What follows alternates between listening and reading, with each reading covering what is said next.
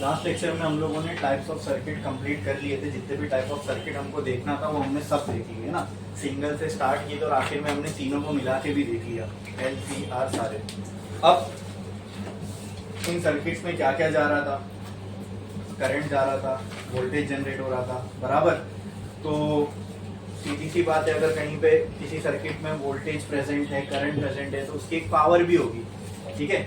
क्योंकि electrical power का भी उसमें डेरिवेशन तो नहीं करना हमको, वो आती कहाँ से क्या है, लेकिन इलेक्ट्रिकल पावर का मैंने आपको फॉर्मूला बता चुका था।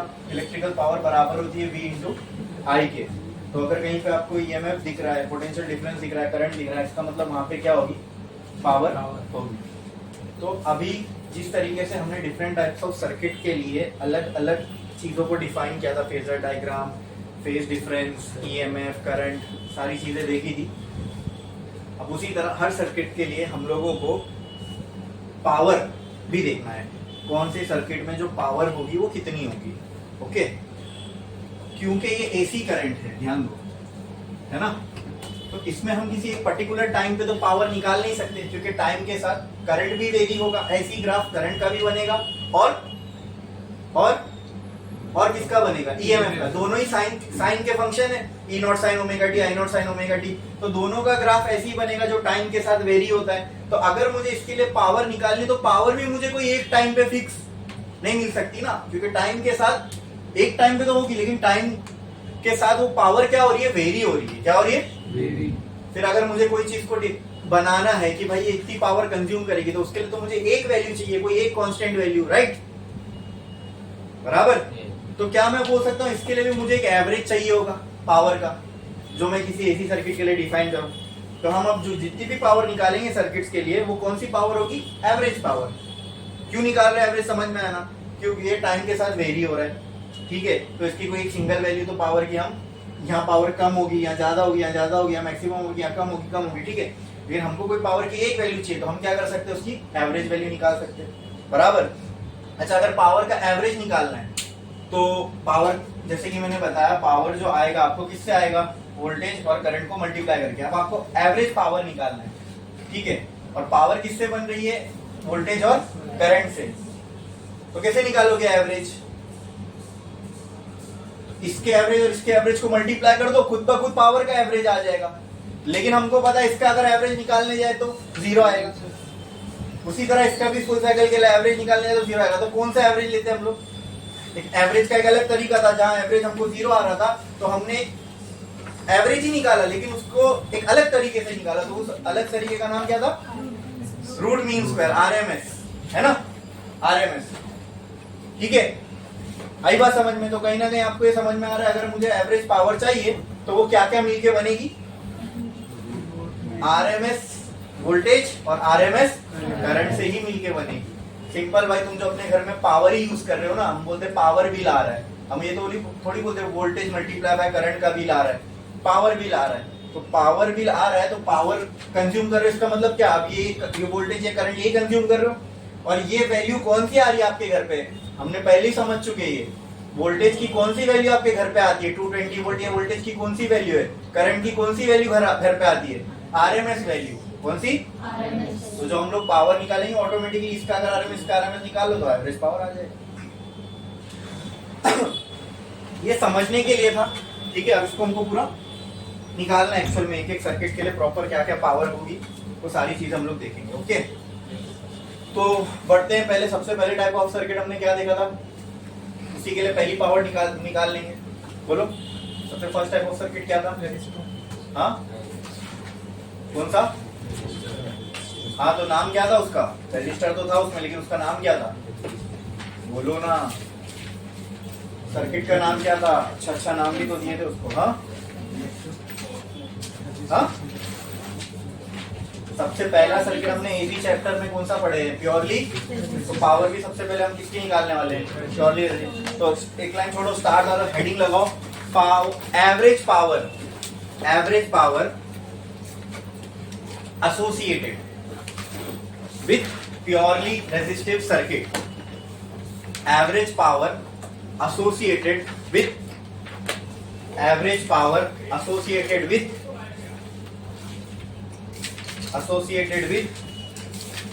Purely resistive circuit, purely resistive circuit.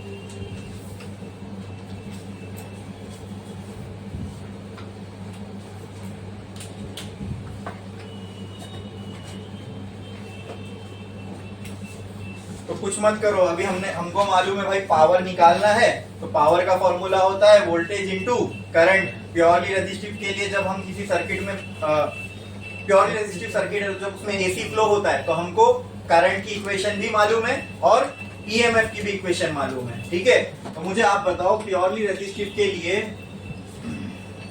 Current की इक्वेशन क्या होगी? Purely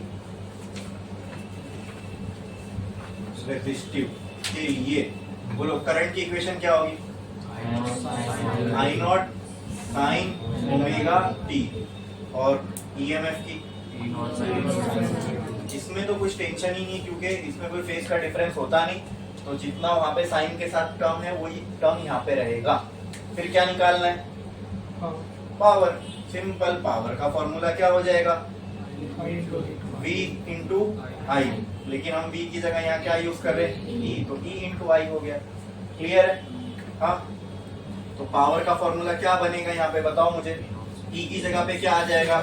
E naught sine omega T into I की जगह I not sine omega T. Clear है? P will be equal to E naught और आई नॉट को मैंने एक साथ लिख दिया sine omega T. Sine omega T क्या हो जाएगा? Sine square omega T. बोलो इतना क्लियर है? ये तो आ गई दोस्तों पावर, ठीक है। लेकिन हमको पावर निकालना है कि पावर का एवरेज निकालना है? एवरेज निकालना है, ठीक है। तो एवरेज पावर का क्या फॉर्मूला होगा मुझे बताओ? एवरेज निकालने का एक नया तरीका मैंने आपको बताया था बाय यूजिंग इंटीग्रेशन। तो कैसे निकालेंगे? इंटीग्रेशन रूट छोड़ो ना, मैं एवरेज पूछ रहा हूँ आपसे। एवरेज निकालने का इंटीग्रेशन का क्या तरीका बताया था?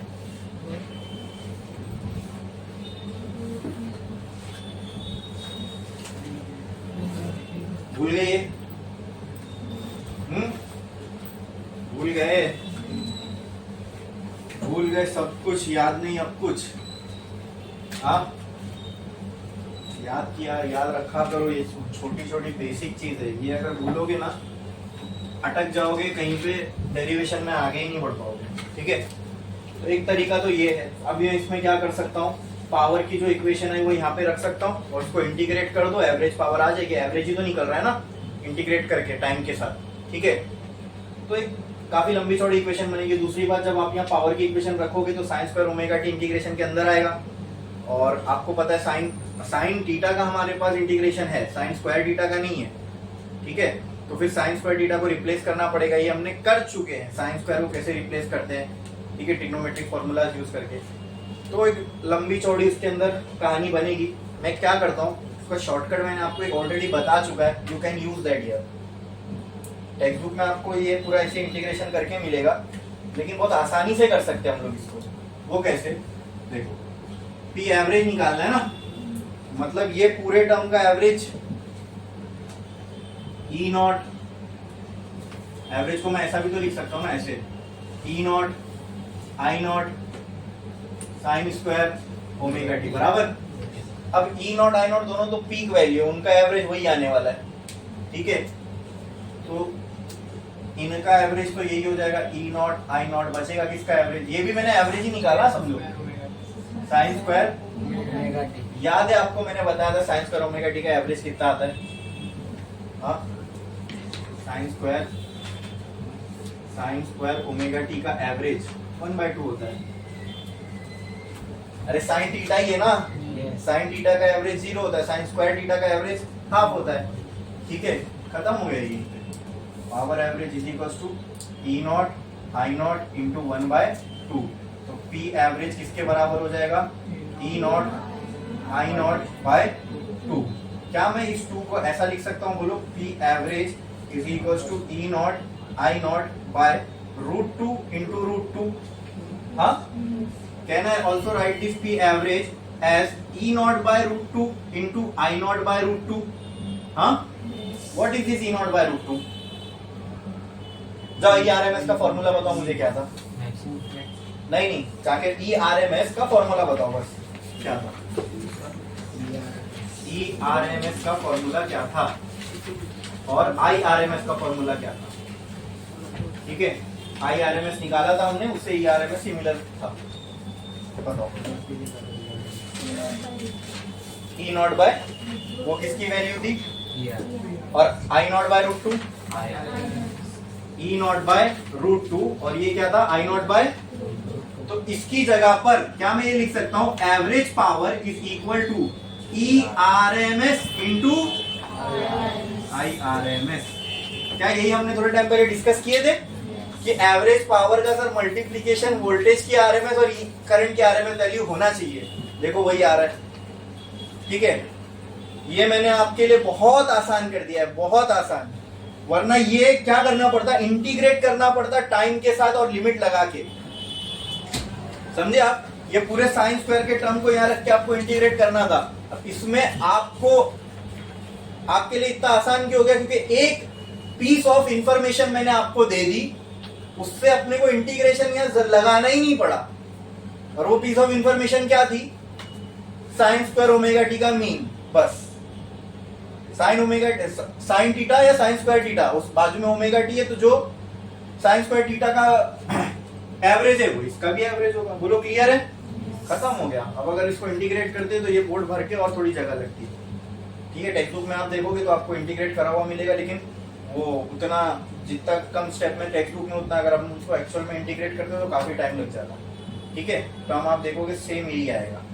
क्लियर है, याद रखना आपको यहाँ पे पावर एवरेज की वैल्यू क्या आ रही है, ERMS इंटू IRMS। तो मैं जो हमेशा लिखता हूँ P equal to V into I, वहाँ RMS लिखते नहीं है, लेकिन इस फॉर्मूले से आपको क्लियर समझ में आ रहा होगा वो एक्चुअल में वो वैल्यू E इंटू I किसकी होती है, RMS वैल्यू ही होती है वोल्टेज और करंट की। समझ में आया, क्लियर है। हाँ चलो प्योरली इंडक्टिव के लिए भी कर देता हूं मैं इधर ही, और प्योरली इंडक्टिव सर्किट, और प्योरली तो एवरेज पावर एसोसिएटेड विथ, अब क्या देखेंगे, कौन सा, बोलो, प्योरली इंडक्टिव सर्किट। ठीक है, तो टेल मी, अच्छा वही पावर का फॉर्मूला V इंटू I, तो प्योरली इंडक्टिव के लिए हमको V की भी इक्वेशन चाहिए और I की भी इक्वेशन चाहिए, बराबर। बताओ मुझे इसके लिए जो E की इक्वेशन, अगर ये मान के चलूं E naught sine omega T है, तो बताओ I की इक्वेशन क्या हो जाएगी, I not sine omega T plus, वो प्लस माइनस आपको बताना है, आप सीख गए हो। ठीक है, सिंपल। पहले अपने आप से ये सवाल पूछो, इंडक्टर में क्या, कौन आगे होता है कौन पीछे होता है, करंट आगे। हाँ तो फिर राइट है, बराबर। करंट आगे, कितने से आगे, π/2 से आगे, तो फिर बराबर है। बोलो क्लियर है। हाँ नेक्स्ट पावर बचा, पावर का फॉर्मूला अब क्या बन जाएगा, बोलो, अरे बोलो, माइनस क्या माइनस आएगा, करंट क्या होता है पीछे, तो फिर माइनस आएगा। क्लियर, पावर का फॉर्मूला E इंटू I, तो P can be written as E naught sine omega T into I not sine omega T minus π/2। बोलो क्लियर है इतना। यहां से मैं E नॉट I नॉट को बाहर ले सकता हूं, बोलो। Can I write P is equal to E naught I naught into sine omega T into sine omega T minus π/2। बोलो इतना क्लियर है, ये समझ में आया, इसमें किसी को कोई डाउट है, पक्का, बढ़े आगे।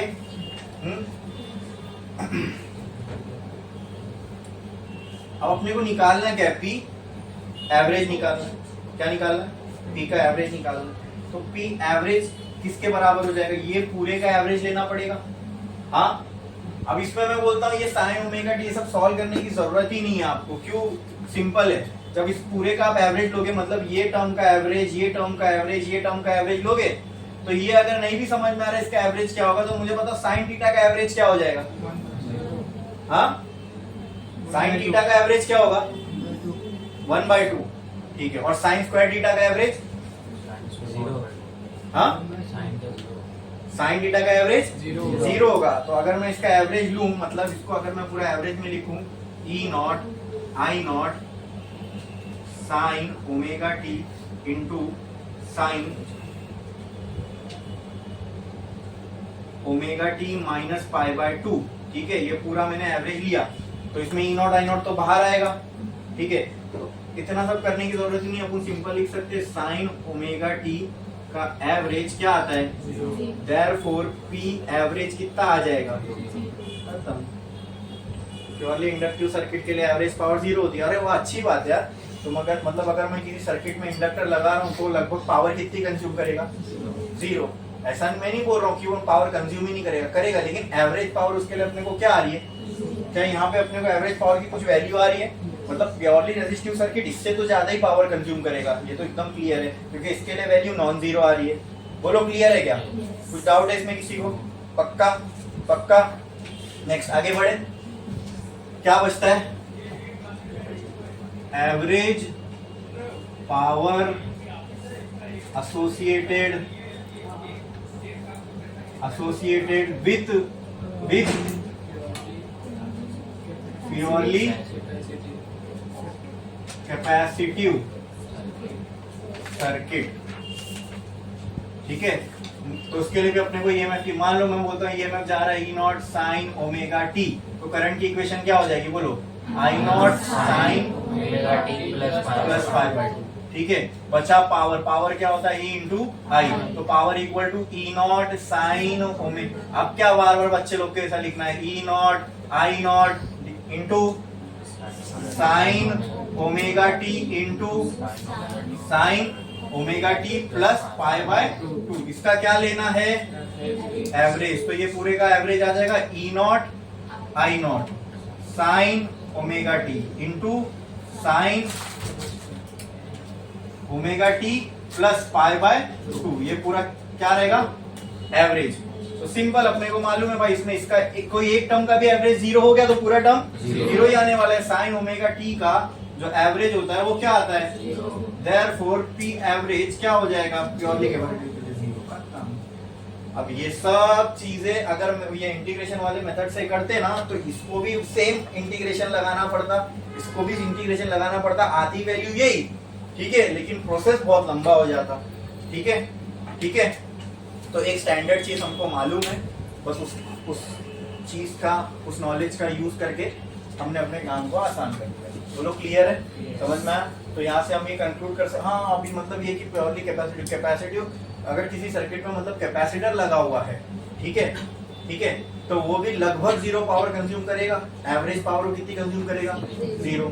ठीक है, और सबसे ज्यादा मतलब तीनों में से पावर कौन कंज्यूम करता है? Purely resistive circuit. समझ में आया? ठीक है, अच्छा, तीनों का हो गया हमारा।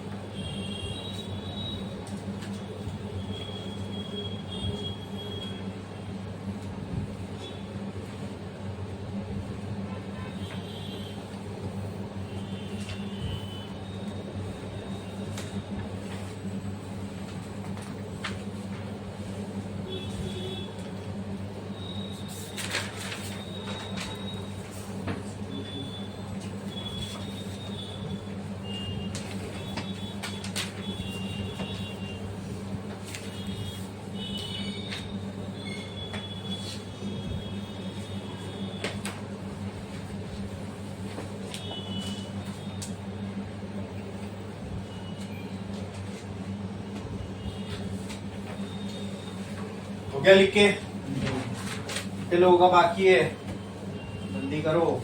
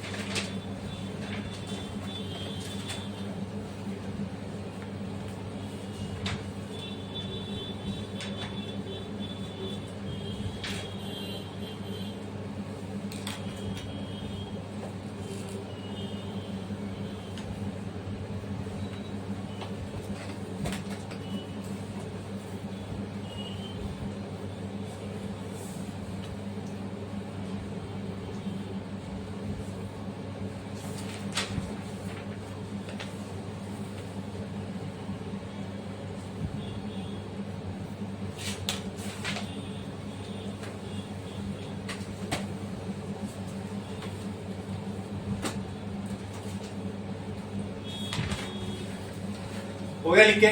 कितने लोगों का बाकी है? ठीक है, जिनका हो गया एक लाइन छोड़ो, स्टार डालो, हेडिंग लगाओ।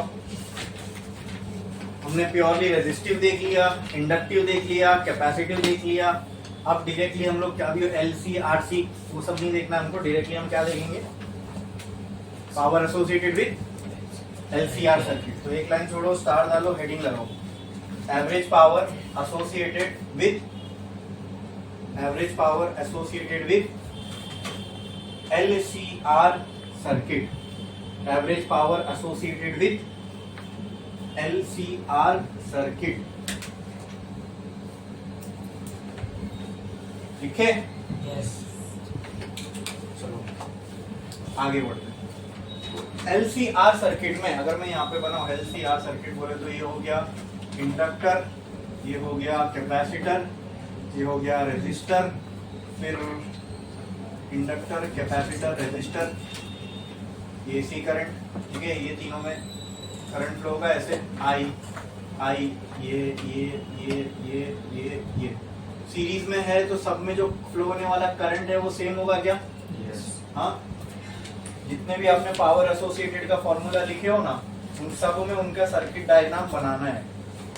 ये हमने ऑलरेडी वहां पे बना चुके थे, इसलिए मैंने यहाँ नहीं बनाया, लेकिन पेपर में अगर आपको क्वेश्चन आएगा तो प्योरली रेजिस्टिव का एवरेज पावर पूछा तो प्योरली रेजिस्टिव का पहले डायग्राम बनाना, फिर उसका जो भी डेरिवेशन है वो करना। ठीक है, अब सबकी अपने को क्या चाहिए, पहले इक्वेशन चाहिए।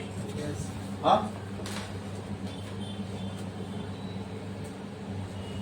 तो करंट की इक्वेशन में लिखता हूं या वोल्टेज की लिख लेता हूं। मान लो इसमें से जो वोल्टेज जा रहा है, ठीक है, तो चलो करंट की लिख लेता हूं, I is equals to I not sine omega T. तो क्लियर है इतना?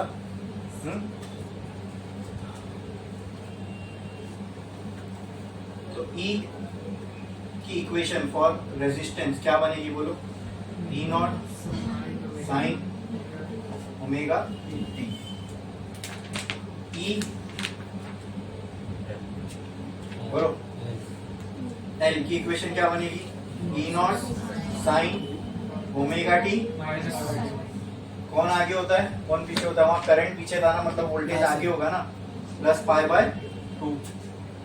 और E C की इक्वेशन क्या होगी? E naught sine omega T minus pi by 2। बोलो इतना क्लियर है? हाँ क्लियर है। लेकिन भाई अब मेरे को ये सब करने की जरूरत क्यों है? मेरे को आप ये बताओ, क्या हमने प्योरली जब LCR सर्किट पूरा पढ़े थे, क्या उसके लिए जो करंट की और वोल्टेज की इक्वेशन थी वो डायरेक्ट निकाल लिए थे? बताओ मुझे क्या थी, जरा जाके बताओ वहां पे। जब हमने प्योरली रेजिस्टिव सर्किट पूरा पढ़ लिया है, सॉरी LCR सर्किट पूरा पढ़ लिया है, तो उसके लिए डायरेक्ट इक्वेशन बताओ ना, फॉर LCR सर्किट। ठीक है, अब क्यों हम लोग सिंगल सिंगल निकालेंगे और वही काम करेंगे? प्योरली LCR सर्किट के अंदर हमने निकाले, लेकिन सर उसमें एक इक्वेशन नहीं आई थी, उसमें हमने 2 केस लिया था। ठीक है, तो दोनों केस में कांस्टेंट किसको माने थे? दोनों केस में कांस्टेंट किसको मान के चले थे? किसकी इक्वेशन में आगे प्लस माइनस पाई बाय कुछ नहीं लगा था? हाँ, आई नॉट के। तो चलो आई नॉट लिखता हूं, I is equal to I not sine omega T. Case 1 में क्या इक्वेशन आई थी ई की, वो बताओ। ई नॉट नहीं, equation E not sine omega T. बोलो, केस 1 में हमने क्या लिया था? XL greater than XC. तो ई की कुछ इक्वेशन आई होगी ना, प्लस 5। अच्छा, ये आना भी चाहिए था क्योंकि वहां पे हमने इंडक्टर को डोमिनेटिंग रखा था, तो पूरा सर्किट बिहेव कर रहा था इंडक्टर जैसा, इसलिए देखो इंडक्टर ईएमएफ जो है करंट के आगे निकल गया, प्लस 5 बराबर। क्लियर है? और केस 2 में क्या आई थी? केस 2 में जो इक्वेशन आई थी वो क्या थी? Equal to E not sine omega T minus 5। बोलो क्लियर है? हाँ, अब प्रॉब्लम ये आती है कि सर जब हम पावर का फॉर्मूला लिखे यहाँ पे LCR सर्किट निकालने के लिए, तो पावर का फॉर्मूला तो ये होता है E इंटू आई। तो चलो सर आई का तो हमको कोई प्रॉब्लम नहीं है, आई का हमारे पास एक ही फॉर्मूला है, हम तो आई की जगह वो पुट कर देंगे। लेकिन मैं ई की जगह क्या पुट करूं? ये पुट करूं, ये पुट करूं? कौन सा केस पुट करूं? तो ये प्रॉब्लम आ रही है ना, तो कुछ मत करो, सिंपल है भाई। ई की जगह पर E not sine omega T plus minus five. मतलब या तो ये ओमेगा टी प्लस फाइव हो सकता है या माइनस फाइव हो सकता है, यही तो दो केस है ना, दोनों कंसीडर हो चुका वहां पे, समझे? बोलो, इसमें किसी को कोई डाउट है? ठीक है, इनटू आई का आई नॉट साइन ओमेगा टी, खाली प्लस माइनस का ही फर्क है ना, बाकी और कोई चीज क्वांटिटी का फर्क होता तो हम ऐसा नहीं कर सकते थे, लेकिन बीच में इसमें खाली प्लस और माइनस का फर्क है, ठीक है? तो जो भी चेंजेस आएंगे साइन ए प्लस बी या साइन ए माइनस बी के फॉर्मूले में, ठीक है, वही चेंज खाली इसमें दिखेगा, और बाकी कोई क्वांटिटी का तो फर्क नहीं। यहाँ भी प्लस वाले केस में भी यहाँ ओमेगा टी यहाँ फाइव था, माइनस के केस में भी सेम ही था। बोलो क्लियर है? हाँ, अब इसको क्या मैं ऐसा लिख सकता हूँ, P is equal to E not I not into sine omega T into sine omega T plus minus five. बोलो क्लियर है? हाँ हाँ, बोलो क्लियर है? अब इस पूरी कहानी का क्या निकालना है अपने को? एवरेज। क्या निकालना है? एवरेज निकालना है। तो अब ध्यान से देखो, P इज इक्वल टू, इसको ये पूरे टर्म को मैं ऐसा लिख सकता हूं कि मेरे को बताओ, ई नॉट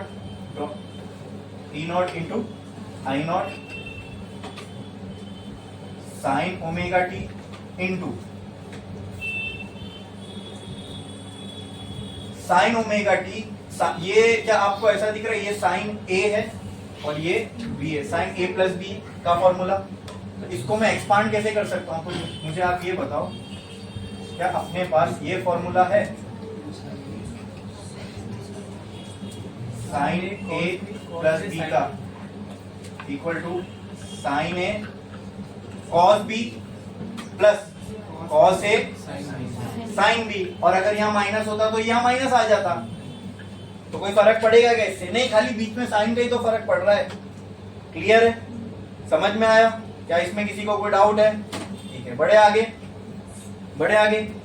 नेक्स्ट, तो इस पूरे की जगह पे मैं ये पूरा टर्म लिख सकता हूं, मतलब ये P is equal to E not I not sine omega T into, ये क्या हो जाएगा बोलो? साइन ए की जगह omega T into cos B की जगह कॉस फाइव प्लस माइनस, यहां नीचे लिख दू प्लस माइनस, क्या बचेगा? कॉस ए, तो ये हो जाएगा cos omega T into sign five. चलो इस पूरे को मैं एक ही ब्रैकेट में, क्लियर है इतना? क्या इसमें किसी को कोई डाउट है? इतना समझ में आया? बढ़े आगे। अब दोस्तों ये तो आ गई पावर की इक्वेशन, मुझे क्या निकालना है? पावर का एवरेज। तो कहना है right, P average is equal to, वो भी मिटा देता हूं तो अपने जगह अच्छी मिल जाएगी, है ना, लिखने के लिए। बड़ी इक्वेशन आ रही है।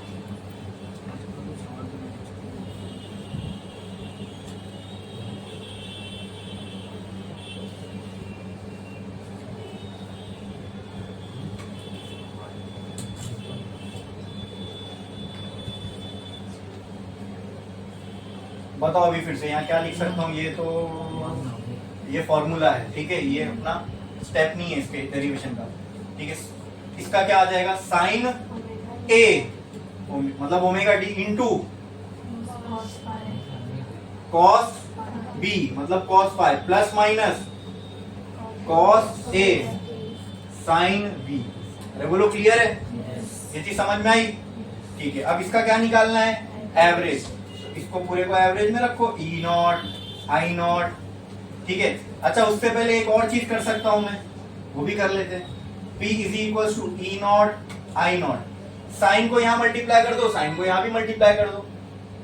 अरे भाई मल्टीप्लाई हो रहा है ना पूरे ब्रैकेट से, तो यहाँ पे क्या आएगा ब्रैकेट के अंदर? बोलो, sign square omega T into cos five plus minus, वो तो एज इट इज जाएगा sign omega T into cos omega T into sign five. यहाँ पे कोई लाइक टर्म तो है नहीं, जाके वो स्क्वायर हो जाए। बोलो यहाँ पे कोई ऐसी चीज है जो आपको नहीं समझ में आई? यहाँ तक कोई ऐसी चीज है जो नहीं समझ में आई तो पूछो। हाँ सर ये क्या कर रहे हैं, क्या लिख रहे हैं, ऐसा कुछ डाउट है इसमें किसी को भी? कौन सा मैंने फॉर्मूला लिया, ये कहाँ से आया, ये सब बोलो। हाँ समझा ये? हाँ तो यहाँ पे अगर माइनस होता तो यहाँ पे बस माइनस आ जाता, तो इसलिए हमने यहाँ पे दोनों लेके चले क्योंकि हमको मालूम है फॉर्मूले में सिर्फ प्लस और माइनस का ही फर्क आएगा। ठीक है, कोई हम एग्जैक्ट वैल्यूज तो यहाँ पुट नहीं कर रहे ना, खाली फॉर्मूला चाहिए हमको। हो गया ये क्लियर? बढ़े आगे। अब क्या निकालना है इसका? एवरेज निकालना। तो एवरेज निकालना तो ये पूरे को मैं एवरेज के अंदर रख सकता हूँ, आई नॉट फिर sine square omega T into cos phi plus minus sine omega T into cos omega T into sine phi. ठीक है, ये आ गया पूरा एवरेज के अंदर। बोलो क्लियर है? अब इसमें से कौन कौन बाहर आएगा? इसका एवरेज ई नॉट ही होगा, कांस्टेंट है। आई नॉट का भी एवरेज आए, जो कांस्टेंट वैल्यू उसका क्या एवरेज निकलेगा? वो तो वैल्यू वही आएगी ना।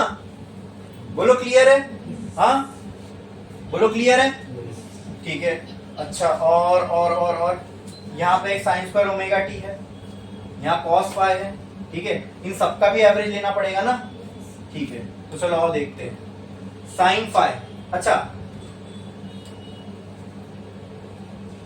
यहां पर कॉस फाइ और साइन फाइ ये कांस्टेंट टर्म्स है। क्या है?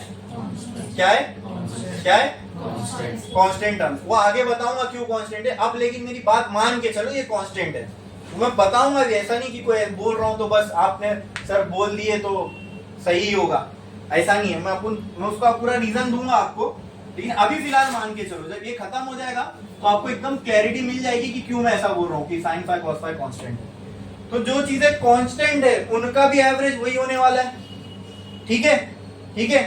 दूसरा कॉस ओमेगा टी का एवरेज मैंने आपको बता चुका हूं, साइन ओमेगा टी का एवरेज बता चुका हूं, साइन स्क्वायर ओमेगा टी का भी एवरेज बता चुका हूं क्या होता है। ठीक है, तो एक काम कर लो, यहाँ पे वो सारी चीजें पहले पुट कर दो। साइन स्क्वायर ओमेगा टी का एवरेज क्या होता है? 1/2। और किस किस का चाहिए अपने को? साइन ओमेगा टी का एवरेज क्या होगा? 0। कॉस ओमेगा टी का एवरेज क्या होगा? वो भी 0 ही होता है। ठीक है, बोलो क्लियर है?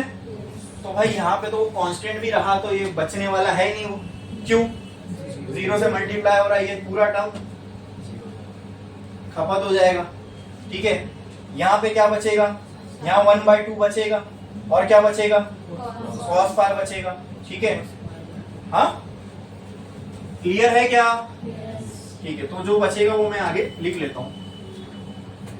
पी एवरेज हो गया ना, एवरेज निकल चुका सबका। ई नॉट आई नॉट का एवरेज वही रहेगा, कांस्टेंट है, ये भी कांस्टेंट है, इसका भी एवरेज वही रहेगा, इसका एवरेज बच गया। तो क्या मैं यहाँ लिख सकता हूँ? E not I not into 1/2 into cos phi. बोलो क्लियर है? हाँ बोलो क्लियर है? ठीक है। अब ये तो नहीं लग रहा ना किसी को सर इसका एवरेज क्यों 0 नहीं किए? हाँ क्योंकि मैं आपको बताया वो कांस्टेंट टर्म है, क्यों है वो भी समझ में आएगा आगे। बस थोड़ी देर रुक जाओ। ये इसको मैं ऐसा लिख सकता हूँ, P average is equal to, मतलब ये वेरी हो रहा है टाइम के साथ, ये वेरी हो रहा है टाइम के साथ, ये वेरी नहीं हो रहा है टाइम के साथ, इसलिए मैं उसको कांस्टेंट बोल रहा हूँ। जो वेरी नहीं होगा वही तो कांस्टेंट है, वो होगा ना। हाँ तो उसके लिए क्यों एवरेज वैल्यू निकालूंगा मैं? उसकी एवरेज वैल्यू वही आएगी, समझे? जो वेरी हो रहा है उसका एवरेज निकालते हैं हम लोग। अच्छा अब क्या मैं इसको ऐसा लिख सकता हूँ? E not I not by 2 into cos phi. बोलो can I write this as P average equal to E not by 2? इसको मैं ऐसा लिख सकता हूँ E not by √2 into I not by √2 को ऐसा लिख सकता हूँ ना, √2 इंटू √2। और क्या बचेगा आगे? Cos phi.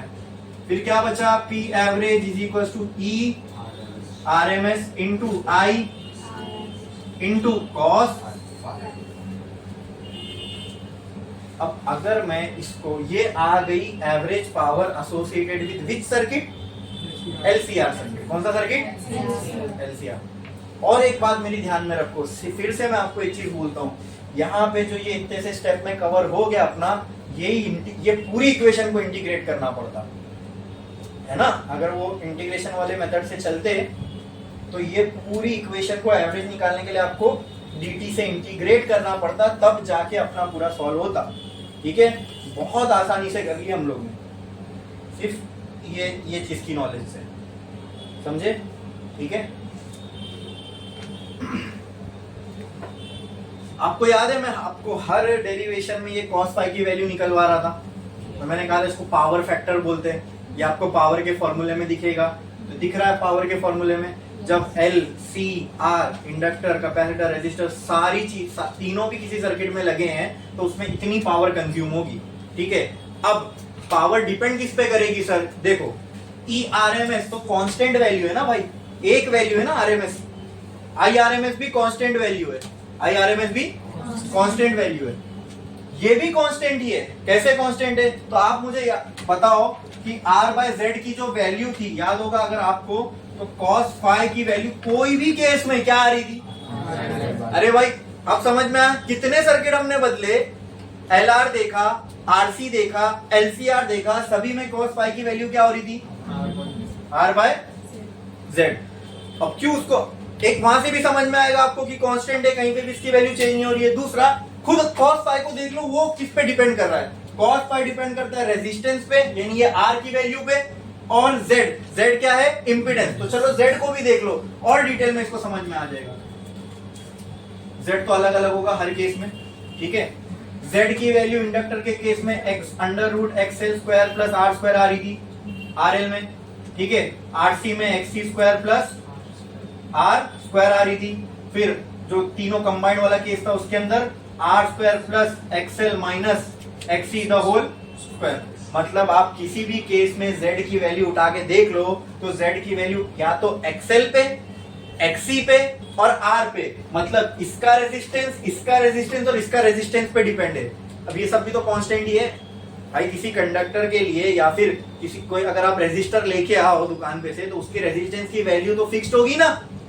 हाँ, उसी तरह इंडक्टर के लिए इंडक्टेंस की वैल्यू फिक्स होगी या इंडक्टिव रिएक्टेंस की वैल्यू फिक्स होगी, बराबर। और कैपेसिटर के लिए कैपेसिटिव रिएक्टेंस की। तो हमको जब ये पूरी क्लैरिटी मिल रही है कि Z भी कांस्टेंट चीजों पे डिपेंड करता है। अब मैं क्यों कांस्टेंट बोल रहा हूं? एक बार आपने इनको सर्किट में लगा दिया तो फिर ये चेंज होगा क्या? नहीं होगा। Z जिन चीजों पे डिपेंड कर रहा है वो चेंज नहीं हो रहे, R चेंज नहीं हो रहा है, तो cos फाई जिन चीजों पे डिपेंड कर रहा है वो भी कांस्टेंट, इसीलिए cos फाई भी। एक बार ये RZ फिक्स हो गया, बस खत्म, cos फाई फिक्स।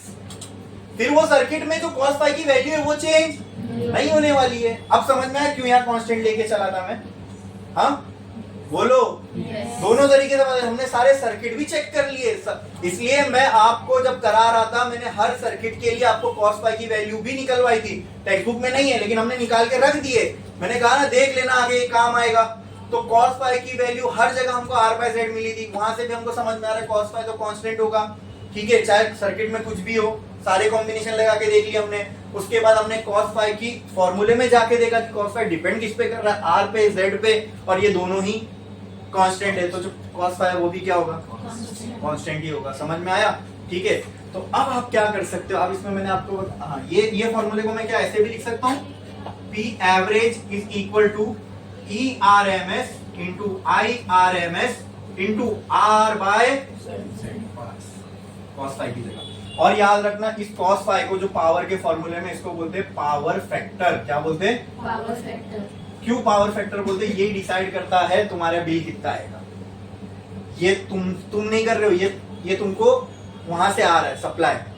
ERMS तुम्हारे घर पे कहीं से आ रहा है पावर कंपनी से। ये तुम्हारा रेजिस्टेंस, ये RZ, ये सब क्या? ये वो चीजें जो तुम घर में यूज कर रहे हो, ये भी एक रेजिस्टेंस है। ये भी जो वोल्टेज को ड्रॉप करवा रहा है वो रेजिस्टेंस है भाई। हर चीज के अक्रॉस पोटेंशियल का एक ड्रॉप होगा ना, पोटेंशियल का डिफरेंस होगा लाइट के अक्रॉस, तभी तो इसमें से करंट दौड़ रहा है भाई। करंट कब होगा? कहीं पे जब उसके अक्रॉस पोटेंशियल डिफरेंस है। तो ये लाइट, ये फैन, ये जितनी भी आप इलेक्ट्रिकल अप्लायंस देखते हो ये सब एक रेजिस्टेंस है। इनको मैं रेजिस्टेंस बोल सकता हूँ। क्यों? इनके अक्रॉस भी क्या होता है? पोटेंशियल का ड्रॉप होता है। आई बात समझ? तो तुम्हारी पावर जो कैलकुलेट होती है वो मेजरली इस पे डिपेंड करती है। ये मल्टीप्लाई होगा और फिर जो तुम यूज कर रहे हो वो उसकी वैल्यू वो यहां से डिसाइड होगा, बराबर। तो तुम चेक करो, अगर मैं R को कम कर दूं तो ये P कम होगा। इसका मतलब तुम जितने चीजें यूज कर रहे हो उनको कम कर दो। ये सब रेजिस्टेंस है ना, तो क्या आपकी P की वैल्यू कम आएगी? ये लॉजिक कहता है ना, अरे ये तो हम भी समझते हैं कि यहाँ पर लाइट पंखा ये सारी चीजें कम यूज करोगे तो बिल कम आएगा, और यहाँ फॉर्मूले से भी वो चीज दिख रही है। ठीक है, बचा जेड। अब जेड क्या है, एक्सएल आर सी। ठीक है, तो अगर आप कुछ ऐसा कर पाए, ठीक है, कि आप अपने जो सर्किट के अंदर जेड की वैल्यू को बढ़ा दो, तो पावर आर को चेंज ही मत करो, यानी जो सब चीजें तुम यूज कर रहे हो करते रहो। इसकी वैल्यू अगर किसी तरीके से आप बढ़ा पाए, अब ये कौन सी वैल्यू है, एक्सएल और सी, चलो यहाँ आर भी आ रहा है, ठीक है, लेकिन इसके साथ ये भी तो जुड़ के आ रहा है ना, तो तुम इनकी वैल्यूज बढ़ा दो, आर भले ही कांस्टेंट रहने दो। अगर एक्सएल माइनस एक्सी ये पूरा बढ़ जाएगा, आर कांस्टेंट है तो भी तो जेड बढ़ेगा ना। हाँ, अरे जैसे मैं बोल रहा हूं 6 + 2 = 8, मैंने क्या किया, 2 को नहीं बदला, खाली 6 की वैल्यू को 10 कर दिया। अब टोटल वैल्यू क्या है, 12। अब भी तो भाई टोटल वैल्यू लेकिन बढ़ी ना। तो अगर मुझे z की वैल्यू बढ़ाना है तो r मत बढ़ाओ, r को वैसे ही मत कम करो। ये वैल्यू अगर आप बढ़ा पाए किसकी, एक्सएल माइनस एक्सी की, मतलब किसी तरीके से अगर हमने सर्किट में कुछ ऐसा जुगाड़ किया जिससे कि ये एक्सएल माइनस एक्सी की, मतलब इतना तो समझ में आ गया सर, हमको इंडक्टर की जरूरत पड़ेगी और कैपेसिटर की जरूरत पड़ेगी, तो हम ऐसा कुछ कर सकते हैं जिससे जो है ये जो पावर एवरेज है ये क्या आ जाए, कम आ जाए। भाई ये बढ़ेगा तो जाहिर सी बात है ना, ये कम होगा तो तुम्हारी रीडिंग भी, भले ही तुमने आर चेंज नहीं किया, जितने लोड है वो तो चल रहे। ठीक है, ठीक है, मुझे भी इतना उसके वो नहीं इसको करना कैसे, लेकिन हम लोग इससे ये तो दिमाग लगा सकते हैं ना, मैं ये कह रहा हूँ। बोलो, अच्छा ये समझ में आया पूरा? इसमें किसी को कुछ डाउट है? बोलो। कैसे cos फाई कांस्टेंट था वो भी समझ में आया, sin फाई भी कांस्टेंट था, लेकिन बेचारा बचा ही नहीं, पहले ही जपत हो गया है ना, उसके साथ जीरो हो गया। तो बोलो क्लियर है? किसी को कुछ डाउट है इसके अंदर? Power associated with LCR circuit एकदम क्लियर है। हाँ, अच्छा इसमें एक और चीज मैं बोलता हूँ,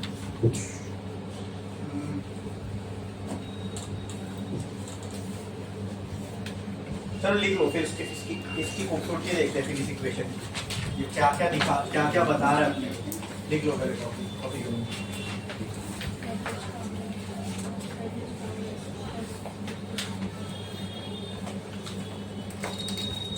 वो सब लिखने की जरूरत नहीं है, z = ये z = वो, ठीक है, वो आपके समझने के लिए था। cos फाई की वैल्यू लिखना, उसके बाद डायरेक्ट जो नेक्स्ट फॉर्मूला है वो लिखना, ठीक है। तो पावर का ये दोनों फॉर्मूला वैलिड है, ये वाला भी, और तो यहाँ जैसे यहाँ इसको पावर फैक्टर बोल रहे हो, वैसे यहाँ पे क्या, ये क्या हो जाएगा, पावर फैक्टर। तो अगर आपसे कोई पूछे एलसीआर सर्किट का पावर फैक्टर बताओ, क्या बोलोगे आप? cos फाई की वैल्यू क्या होती है, r/z।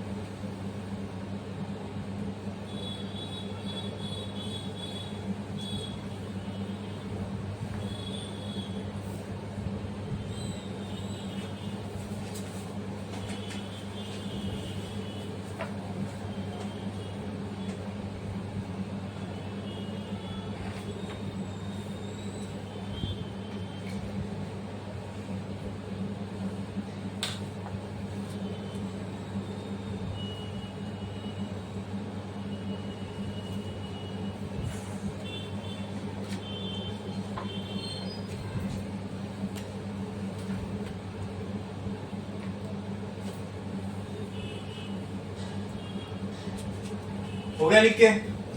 कितने लोगों का बाकी है? जल्दी लिखो, लिखने की स्पीड बढ़ाओ, धूम की स्पीड में लिखना है आपको, जल्दी।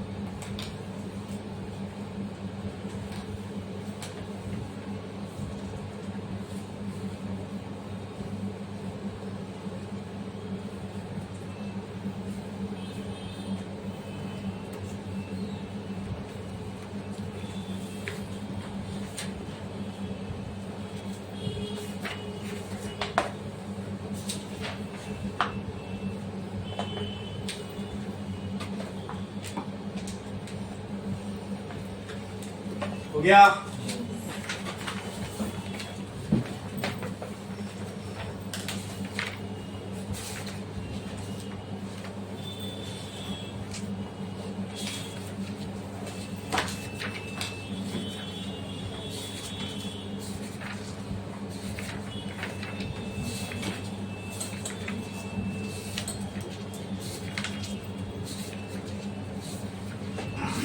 तुमको अभी ये चीज बहुत हल्की लग रही होगी जो अपन ने मतलब किए, ठीक है?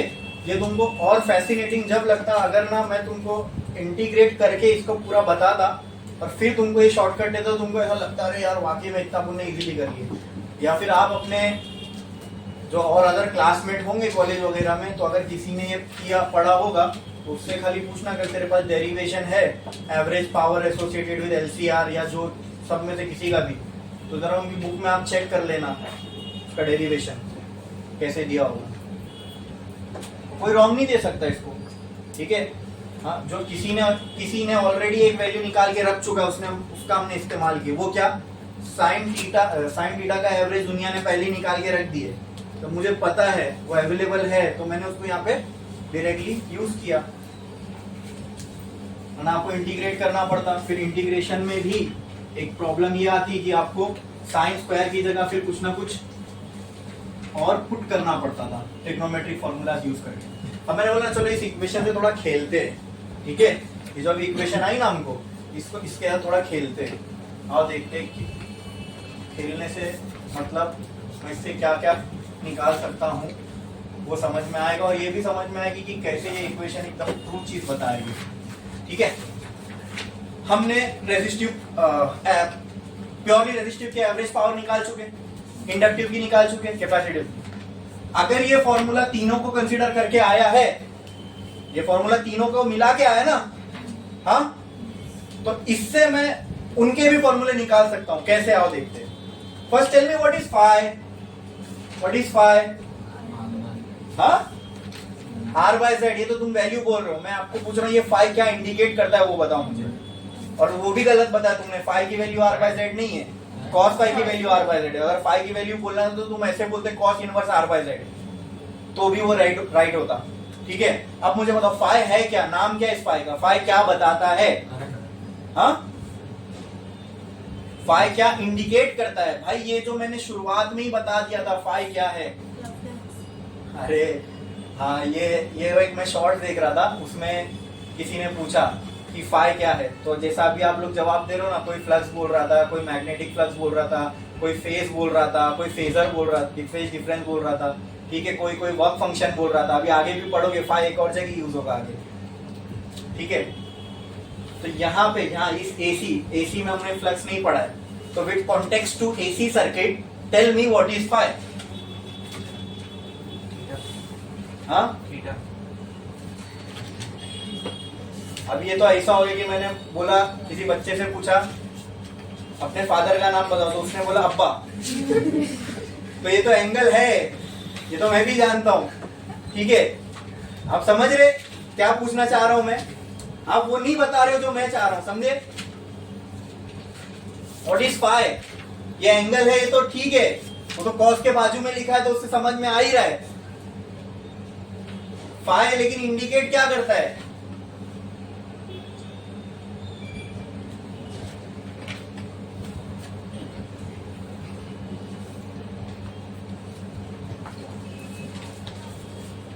अरे यार, ये फाई कहां दिखा था आपको?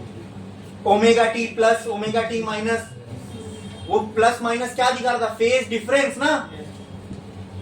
तो फाई का, अरे ये लिखा चुका हूं भाई मैं, phase difference phi is equal to phase of voltage minus phase of current. क्या है ये? फेज डिफरेंस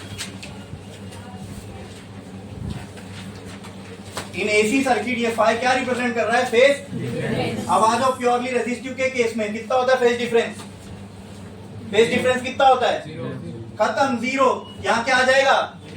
बस ये पीस ऑफ नॉलेज मालूम होगी तो देखो ना, ये इजीली सॉल्व हो जा रहा है ना। ये फेज डिफरेंस है, फाइव फेज डिफरेंस है, हमको मालूम है। प्योरली रेजिस्टिव में फेज डिफरेंस कितना होता है? Zero. Put here cos zero, ये अगर यहाँ cos जीरो पुट करोगे तो आंसर क्या आएगा? मतलब प्योरली रेजिस्टिव के लिए ये फॉर्मूला बन जाएगा, P average equal to E R M S into I R M S. जाओ जाके फॉर्मूला चेक करो प्योरली रेजिस्टिव का, क्या ई नहीं आया था? तो इससे हम उसका भी फॉर्मूला निकाल सकते हैं ना। ऐसी है, किसके लिए ट्रू बैठना चाहिए? इंडक्टिव और फिर फाई क्या है? फाई क्या है? Phase difference. फाई क्या है? इंडक्टिव में फेज डिफरेंस दोनों में कितना होता है? फेज डिफरेंस पूछ रहा हूं मैं, ये नहीं पूछ रहा हूं कौन किससे आगे होता है, सिर्फ फेज डिफरेंस पूछ रहा हूं। दोनों एक दूसरे से कितना आगे या पीछे होते हैं? Pi by two. खत्म, पाई बाय टू है ना। मैं अभी ये थोड़ी पूछ रहा हूँ वोल्टेज कितना आगे, करंट तो आप प्लस या माइनस लगा के मेरे को बता दे। हाँ, दोनों के बीच में कितने का डिफरेंस है? तो यहाँ क्या आ जाएगा इंडक्टिव के लिए? Pi by two. What is cos pi by two? 90। cos 90 zero होता है। क्या होता है? तो ये पूरा टर्म यहाँ पे फाई की जगह जीरो। अब यहाँ फाई की जगह पे क्या पुट करोगे? 90। cos 90 वहां पुट करोगे तो जीरो। तो पावर एवरेज क्या आ जाएगी? क्या पावर एवरेज इंडक्टिव के लिए नहीं आई थी? मतलब ये अगर पहले बता देता तो वो एक लाइन में भी हो जाता, लेकिन इतना भी छोटा नहीं करना था अपने को। एग्जाम में आया तो उनको थोड़ा बताना, अपने को भी मालूम है, कर सकता हूँ मैं भी, ठीक है। कैपेसिटर, उसमें भी दोनों के बीच में कितना फेज डिफरेंस होता है? पाई बाय टू का ही होता है, मतलब 90 का। तो जब यहाँ पे फाई की जगह 90 पुट करूंगा फिर ये cos जीरो हो जाएगा। Power average for purely capacitive कितना आ रहा है? जीरो। तो ये मैं बोल रहा खेलते थोड़ा इक्वेशन से, तो ये खेल रहे हैं हम लोग। बोलो समझ में आया? क्लियर है? अच्छा, एक और चीज, इन तीनों में से आपको ये भी समझ में आएगा कौन से सर्किट में पावर मैक्सिमम कंज्यूम होती है। तो ध्यान दो, समझो इस चीज को। Now tell me, in this equation of power average, this ERMS is constant, IRMS is constant. तो पावर पूरी किस पे डिपेंड करेगी? कॉस पर। मतलब cos पाई की वैल्यू जितनी ज्यादा पावर, cos पाई की वैल्यू जितनी कम पावर। मुझे बताओ cos की मैक्सिमम वैल्यू कितनी हो सकती है? 1। Exactly, very good 1। क्या हो सकती है? तो अगर मैं रेजिस्टेंस के फॉर्मूला देखूं तो वहां पे ERMS IRMS मतलब ऑटोमेटिकली यहाँ पे cos पाई की वैल्यू, तो हमने चेक भी किए। यानी cos पाई की वैल्यू अभी हमने क्या जस्ट डिस्कस किया, जब cos पाई की वैल्यू मैक्सिमम होगी उस टाइम पे पावर, मतलब कौन सा सर्किट तीनों में से मैक्सिमम पावर कंज्यूम करता है? हाँ, मैं ये पूछ रहा हूँ। हाँ, इक्वेशन देख के अभी हम लोग कंक्लूड कर रहे हैं ये सारी चीजें। बोलो, तीनों में से हम बता सकते हैं कौन सा सर्किट सबसे ज्यादा पावर कंज्यूम करेगा? रेजिस्टिव वाला, जिसमें रेजिस्टेंस हो। ठीक है, ठीक है। तो इसलिए तो ये सारी चीजें पावर कंज्यूम करती है, क्योंकि इनके अक्रॉस कुछ ना कुछ रेजिस्टेंस है। समझे? क्लियर है? समझ में आया? हाँ, और कौन से सर्किट्स जो पावर मिनिमम या ना के बराबर कंज्यूम करते हैं? दो ही तो बचे, इंडक्टिव, और दोनों का हमने देखा जीरो ही आ रहा है। खत्म हो गई बात। क्लियर है? एकदम क्लैरिटी आ गई इससे रिलेटेड टू पावर। तो यहाँ पावर के रिलेटेड जितनी चीज हमको देखना था सब खत्म। ठीक है, सारे सिंगल सर्किट के देख लिए, एक साथ देख लिए। पावर के इक्वेशन को यूज करके जो चीजें हम कर सकते थे, देख सकते थे, क्या उससे हम लोग इवेल्युएट कर सकते, इसको देख के हम क्या क्या निकाल सकते, सारी चीजें हो गई। बोलो क्लियर है?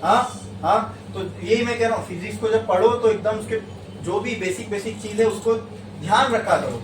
ठीक है, तो तुमको कभी प्रॉब्लम नहीं आएगी। जैसे अभी यहाँ पे मैं फाई की वैल्यू पूछा है, बेसिक, एकदम बेसिक चीज थी, मैंने रेजिस्टिव पढ़ाते वक्त ही जब हम बढ़े भी नहीं तो उसके फेजर वेजर कुछ भी नहीं देखा था, क्योंकि फेजर बनने से पहले तुमको फेज डिफरेंस समझ में आना चाहिए ना, तो तभी मैंने आपको बता दिया था फाई का मतलब क्या है। तो ये छोटी छोटी चीजें याद होगी तो देखो कितना फटाफट फटाफट फिर आंसर्स आते हैं। ठीक है, हाँ समझ में आया ये पूरा? ये लिखना नहीं आपको, छाप लिए पूरा सब कुछ। ठीक है, अब यहाँ हो गया पावर के रिलेटेड जितनी भी चीजें हमको देखने थी वो हो गई खत्म। अब जो हमने छोड़ा था उस पे आते हैं। हमने एलसीआर सर्किट के लिए जब फॉर्मूलाज डिराइव कर रहे थे तो हमने दो केस देखे थे, एक एक्सएल ग्रेटर देन एक्सी और एक्सी ग्रेटर देन एक्सएल, बराबर। ठीक है, एक में हमने इंडक्टर का ईएमएफ ज्यादा माना था और एक में कैपेसिटर का ज्यादा माना था। एक केस वहां छोड़ दिए थे, कौन सा? इक्वल वाला। ठीक है, अब वहां से शुरू करेंगे। ठीक है, अब आ रहा है हमारा रेजोनेंस वाला पार्ट। ठीक है, ठीक है, कोई बता सकता है रेजोनेंस क्या होता है? रेजोनेंस और वैसे ये मैकेनिकल फॉर्म में ज्यादा अच्छे से विजुअलाइज हो पाता है। मैकेनिकल फॉर्म में मतलब हम आप उसको रियलिटी में काम करता हुआ देख सकते हो। रियलिटी में कहा, ऑक्सीलेशन चैप्टर में जब हम लोग पढ़ेंगे तो वहां पे भी ये रेजोनेंस का कंसेप्ट पढ़ोगे। रियलिटी में भी आप रेजोनेंस देख सकते हो। वो कैसे? हर चीज की एक फ्रीक्वेंसी होती है, ठीक है, ठीक है, इस पे वो वाइब्रेट करती है। अगर किसी की नेचुरल फ्रीक्वेंसी फोर्स फ्रीक्वेंसी से मैच हो जाए, जैसे कि मैं क्या बताऊं आपको, अभी एक पेंडुलम ऑक्सीलेट हो रहा है, ठीक है, तो ये 1 सेकंड में कुछ नंबर ऑफ साइकिल कंप्लीट कर रहा होगा, उसी को उसको फ्रीक्वेंसी बोलेंगे। मैंने उस पर फोर्स लगा दिया, अब वो 1 सेकंड में ज्यादा साइकिल करेगा, ठीक है, या कम करेगा, जो भी है, ठीक है। मेरे एक्सटर्नल फोर्स लगाने से उसकी फ्रीक्वेंसी में या तो बढ़ोतरी होगी या तो कम होगा, या दोनों में से एक चीज हो सकती है। या ये भी हो सकता है, ये मैंने जब उस पर फोर्स लगाया, ये दोनों भी हो सकता है, फ्रीक्वेंसी बढ़ सकती है, कम हो सकती है। या ये भी हो सकता है कि जब मैंने उसको फोर्स लगाया, उसकी जो नेचुरल फ्रीक्वेंसी मतलब खुद से जब वाइब्रेट हो रहा था तो उसकी फ्रीक्वेंसी थी मान लो 50 हर्ट्ज, एग्जांपल ले रहा हूं, यानी 1 सेकंड में 50 साइकिल कंप्लीट करेगा। अब मैं कर, ये उसकी नेचुरल फ्रीक्वेंसी थी, हाँ, लेकिन वो उतने से ऑक्सीलेट हो नहीं रहा था। लेकिन मैंने जब फोर्स लगाया तो मैंने इतना ही फोर्स दिया इसको कि ये बराबर 50 साइकिल 1 सेकंड में कंप्लीट कर ले। तो अब क्या हो गया, फोर्स फ्रीक्वेंसी जो है वो बॉडी की नेचुरल फ्रीक्वेंसी से मैच हो गई। मैंने जब फोर्स लगाया तो उसकी ऑक्सीलेट होने की जो नेचुरल फ्रीक्वेंसी थी, ठीक है, वो अचीव हो गई। क्या करने से? मेरे फोर्स लगाने से, राइट। तो इसको मैं ऐसा कह सकता हूं कि मेरे फोर्स लगाने के बाद मान लो कम ऑक्सीलेशन कर रहा होगा, अब वो ज्यादा करने लगा। तो जो पहले कर रहा था, ठीक है, ठीक है, वो उसकी नॉर्मल फ्रीक्वेंसी थी। अब जब मैंने उसके ऊपर फोर्स लगाया तो ये अब जो ऑक्सीलेट करेगा इसको मैं बोलूंगा फोर्स फ्रीक्वेंसी। क्या है? तो अगर फोर्स फ्रीक्वेंसी नेचुरल फ्रीक्वेंसी से मैच हो जाती है ना किसी भी बॉडी की, तो वो अपने वो जो है एम्पलीट्यूड से ज्यादा वाइब्रेट करने लगती है, यानी जो वो बहुत विगरसली आउट ऑफ कंट्रोल हो जाती है, ऐसा भी मैं बोल सकता हूं, ठीक है। और इसी फिनोमिना को हम लोग रेजोनेंस बोलते हैं। क्या बोलते हैं? क्या बोलते हैं? जैसे एग्जांपल,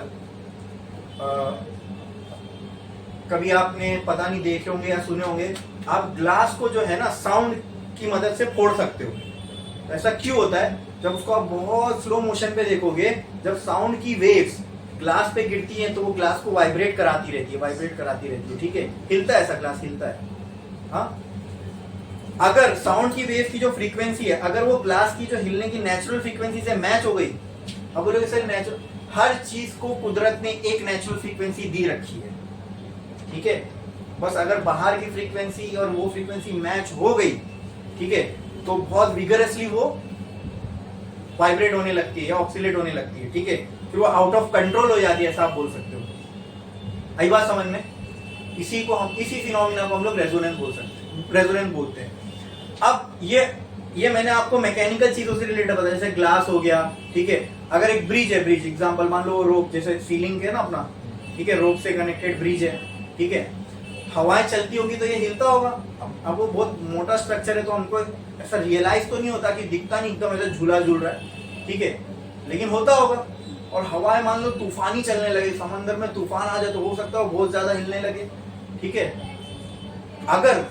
अगर उस ब्रिज की जो हिलने की फ्रीक्वेंसी है वो उसके नेचुरल फ्रीक्वेंसी से मैच हो गई, जगह पे टूट जाएगा, ठीक है। तो ये सारी चीजें कंसिडर करके चीजों को बनाया जाता है। समझ में आया?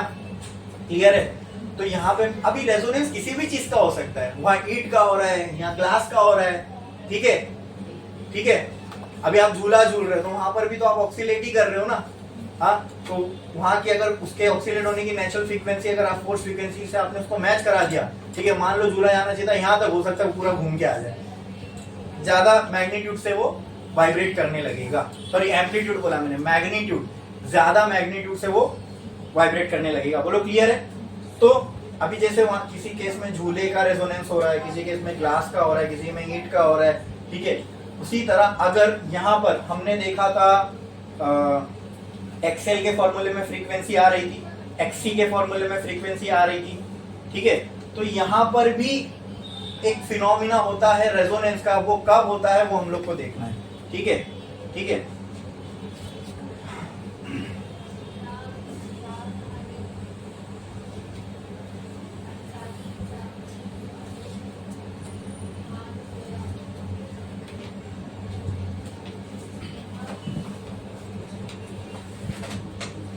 तो एक लाइन छोड़ो, स्टार डालो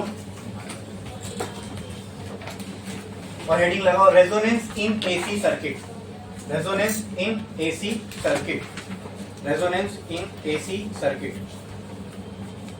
ठीक है। अब ये वाला एसी सर्किट लेते हम लोग, जो सबसे कॉम्प्लेक्स हमने देखा था LCR, LCR, इसमें कौन सा करंट फ्लो हो रहा है? अल्टरनेटिंग करंट फ्लो हो रहा है। ये हो गया L, ये हो गया C, ये हो गया R, इसमें से करंट जाएगा ऐसे I अमाउंट ऑफ करंट हर जगह इसमें फ्लो हो रहा है। बोलो क्लियर है? हाँ, अब इसके लिए हमने करंट की इक्वेशन देखी थी, I = I not sine omega T, यही होगी। हाँ, बोलो। फिर ER की इक्वेशन क्या बनेगी यहाँ पे? E naught of R sine omega T बराबर, मुझे बताओ EL कितना बनेगा? E naught of L sine plus π/2।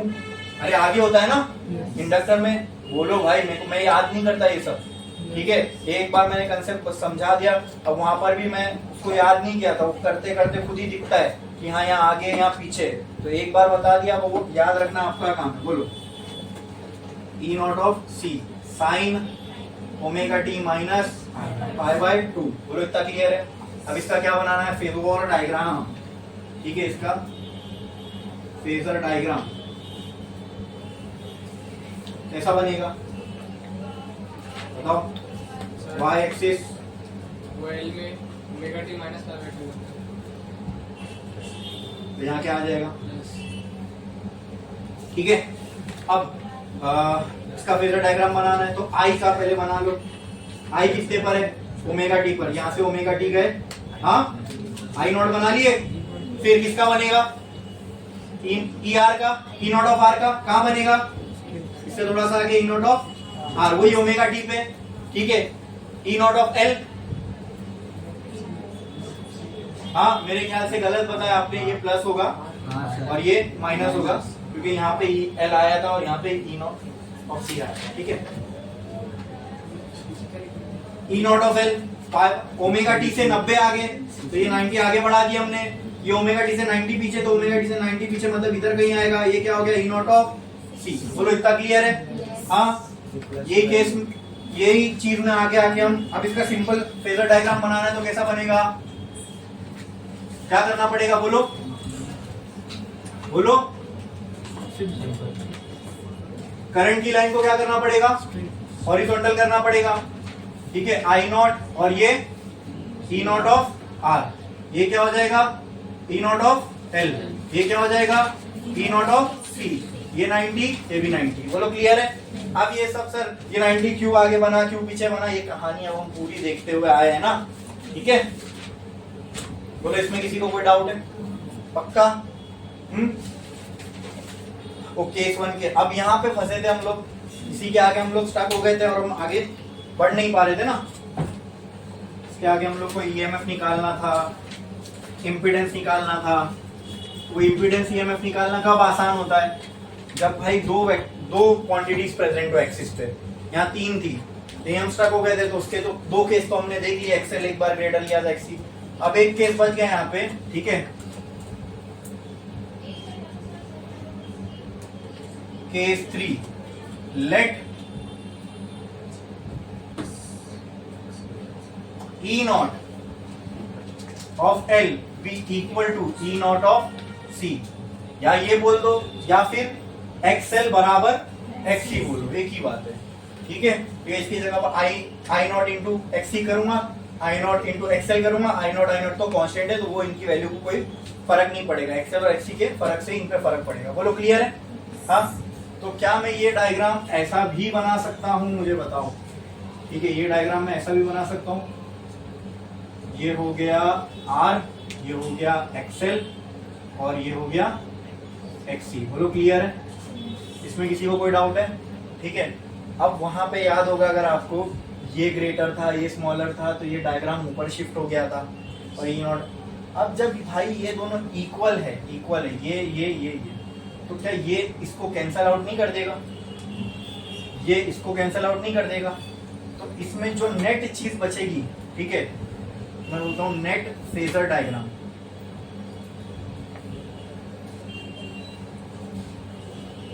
Net phasor diagram क्या होगा? इसका जो नेट फेजर डायग्राम है वो क्या होगा? हाँ, ये होगा यहाँ पे आई नॉट इंटू आर, और यहाँ पे क्या होगा? यहाँ पे सिर्फ और सिर्फ क्या बचेगा? आर। क्या बचेगा? I not into E naught of R. मतलब आपको एक सर्किट हमने ये देखा था जिसमें इंडक्टर डोमिनेटिंग था, एक सर्किट हमने एक देखा था जिसमें कैपेसिटर डोमिनेटिंग था। इसमें आप देख रहे हो इंडक्टर और कैपेसिटर एक दूसरे के इफेक्ट को क्या कर रहे हैं? कैंसिल कर दे रहे हैं। यहाँ कौन डोमिनेट कर रहा है फिर? तो यहाँ पे काम सिर्फ किसका बचा? रजिस्टर का ही बचा भाई। और ऐसा कब होगा? जब एक्सएल और एक्ससी एक दूसरे से इक्वल हो जाए। ऐसा कब होगा? जब एक्सएल और एक्ससी एक दूसरे से इक्वल हो जाए। बोलो क्लियर है? हाँ, ये डायग्राम से we can clearly see that in this type of LCR circuit where XL is equal to XC। बताओ मुझे, मैंने अभी क्या बोला थोड़ा टाइम पहले? In this diagram we can say that if XL and is equals to XC. हाँ, और उससे पहले मैं क्या बता रहा था? ये तो मैं अभी जो बोला तो किस कॉन्टेक्स्ट में बोल रहा था ये चीज? हाँ, रेजिस्टेंस के। इस सर्किट में क्या इफेक्टिव होगा? क्यों? दोनों कैंसिल आउट कर दिए ना। हाँ, तो अभी और अच्छे से इधर पे ध्यान दो, अब लिखना नहीं। आई बात समझ में? एक्सएल और एक्ससी अगर दोनों बराबर हो गए, दोनों एक दूसरे के इफेक्ट को क्या कर देंगे? कैंसिल। तो नेट इफेक्टिव यहाँ पे कौन रह गया? रजिस्टर रह गया। तो इसीलिए देखो फेजर डायग्राम में भी वो हमको क्लियरली दिख रहा है, ये दोनों ने एक दूसरे को कैंसिल कर दिए। ईएमएफ किसका इफेक्टिव रहा? रजिस्टर का। और रेजिस्टेंस मतलब, या सिंपल टर्म्स में बोलूं, या रेजिस्टेंस नहीं बोल सकता, क्यों? क्योंकि कंबाइंड सर्किट है ना, यहाँ पे क्या बोलना पड़ेगा? इम्पीडेंस। तो क्या मैं बोल सकता हूँ यहाँ पूरा इम्पीडेंस किस पे डिपेंड कर रहा है? किसके कंधों पर बाहर आ गया इम्पीडेंस का? रेजिस्टेंस पर, क्योंकि वो एक्सएल और एक्ससी ने एक दूसरे को क्या कर दिया? कैंसिल कर दिया। बोलो क्लियर है? I can say in this type of LCR circuit where XL is equal to XC, the impedance depends upon resistor, ठीक है, and the effective EMF of the circuit is equal to E naught of R। क्या ये बोल सकता हूं मैं? या फिर नेट EMF, सिंपल और आसान हो जाएगा, net EMF is equal to E naught of R, net impedance is equal to R। ठीक है, तो कहना है से here नेट EMF किसके बराबर हो जाएगा? E नॉट ऑफ R के। और सिंपल इंपीडेंस तो खुद ही नेट रेजिस्टेंस होता है, बराबर, वो किसके बराबर हो जाएगा? बोलो क्लियर है? इसमें किसी को कोई डाउट है? ये चीज समझ में आई? अच्छा, ये कब होगा? जब ये दोनों इक्वल हो या फिर ये दोनों इक्वल हो। ठीक है, और हमने देखा था ये दोनों, चलो एक काम करते, कुछ नहीं देखा सब बात की बातें हम खुद ही करके देख लेते हैं। क्या XL बराबर XC है ये केस में? ठीक है, ठीक है, अगर XL और XC बराबर हो जाए तो क्या होगा? आओ देखते हैं। इसको मैं ग्राफ में भी एक बार आपको रिप्रेजेंट करके बताता हूं। एक्सएल वर्सेस फ्रीक्वेंसी का ग्राफ देखा था हमने, एक्सएल वर्सेस फ्रीक्वेंसी, और एक ग्राफ देखा था एक्सी वर्सेस फ्रीक्वेंसी, याद है? तो ये ग्राफ कुछ ऐसा था और ये ग्राफ कुछ ऐसा था, याद है? क्यों ऐसा होता था वो भी आपको बताता हूं। एक्सएल का फॉर्मूला क्या होता है? Omega L. एक्सी का फॉर्मूला क्या होता है? हाँ, 1 बाय ओमेगा सी। क्लियर है? इसीलिए तो भाई ये अब मैं लिख देता हूं। एक्सएल का जो फॉर्मूला क्या था? Omega L. एक्सी का फॉर्मूला क्या था? 1 बाय ओमेगा सी। ये डायरेक्टली प्रोपोर्शनल इसलिए इसका ग्राफ ऐसा बना, इनवर्सली प्रोपोर्शनल इसलिए इसका ग्राफ ऐसा बना। एक काम करता हूं, now let's combine this both graph. Why? Because now this time they are not separate, ठीक है? They are acting together in a circuit. Clear है? क्लियर है? मतलब इसी सर्किट में फ्रीक्वेंसी के चेंज होने पे एक्सेल हम ये देख रहे हैं कि फ्रीक्वेंसी चेंज होगी तो एक्सेल चेंज होगा, फ्रीक्वेंसी चेंज होगी तो एक्सी चेंज होगा। अब भाई अलग अलग थोड़ी है, मैं फ्रीक्वेंसी एक बार चेंज करूं तो चेंज तो दोनों में दिखेगा। मान लो ये सर्किट कहीं पे लगा हुआ है और इस सर्किट में जो भी करंट जा रहा है मैंने उसकी फ्रीक्वेंसी को चेंज किया। अब फ्रीक्वेंसी चेंज करने पे दोनों अंदर लगे तो दोनों पे फर्क पड़ेगा ना, ठीक है? चलो मैं इसको जो है कंबाइन कर देंगे, दोनों ग्राफ को मैं कंबाइन कर देता हूं, ठीक है? ध्यान से देखना, यहाँ एक्सएल और एक्सी दोनों है और यहाँ पे आ गई फ्रीक्वेंसी। क्या आ गई? दोनों ग्राफ को कंबाइन करना है, बस एक्सएल और फ्रीक्वेंसी का ग्राफ ऐसा बनता है और एक्सी और फ्रीक्वेंसी का ग्राफ ऐसे बनता है, बराबर? Very good. क्या ये पॉइंट जो है, ये ग्राफ किसका है? ये ग्राफ एक्सी का। ये ग्राफ किसका है? मुझे बताओ। ये एक स्पेशल फ्रीक्वेंसी है, सुनो मेरी बात। ये फ्रीक्वेंसी का, ये एक्सिस पे क्या है? फ्रीक्वेंसी। यहाँ पे फ्रीक्वेंसी की वैल्यू क्या होगी? 0। Very good. क्या होगी? 0। तो जैसे जैसे मैं 0 से आगे बढ़ रहा हूं, एक्सएल की वैल्यू क्या हो रही है? इंक्रीज हो रही है और एक्सी की वैल्यू डिक्रीज हो रही है, ठीक है? वो क्या यहां दिखेगी? मतलब मान लो यहां 1 था, एग्जांपल 1 हर्ट्ज। 1 हर्ट्ज पे क्या ये फ्रीक्वेंसी होगी? सॉरी, 1 हर्ट्ज पे क्या एक्सएल की ये वैल्यू होगी और एक्सी की ये होगी? अरे भाई एक्सी की वैल्यू के लिए एक्सी का ग्राफ देखोगे, एक्सएल की वैल्यू के लिए एक्सएल का ग्राफ ये हो गई, एक्सएल की वैल्यू ये हो गई एक्सी की वैल्यू। क्या ये क्लियर है?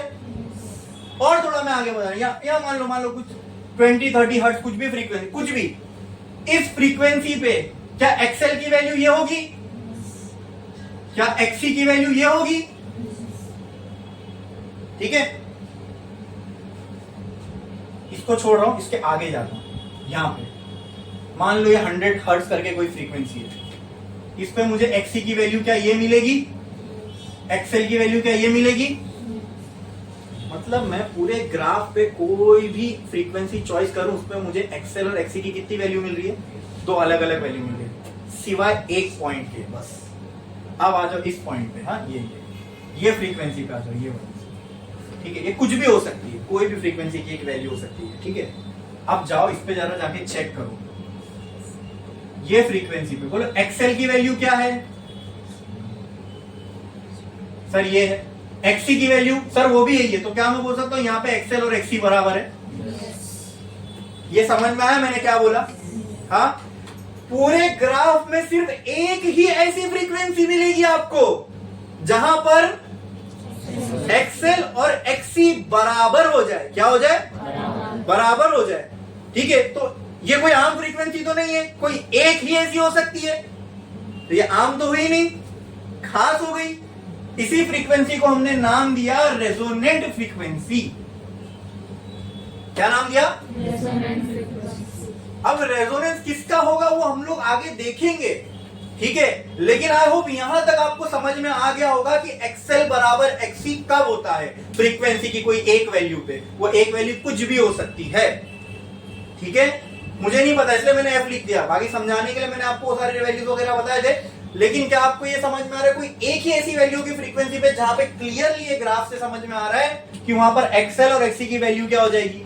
सेम। और जैसे ये होगा वहां पे कुछ तो होने लगेगा, और वो कुछ तो कोई रेजोनेंस बोल रहे हैं हम लोग, ठीक है?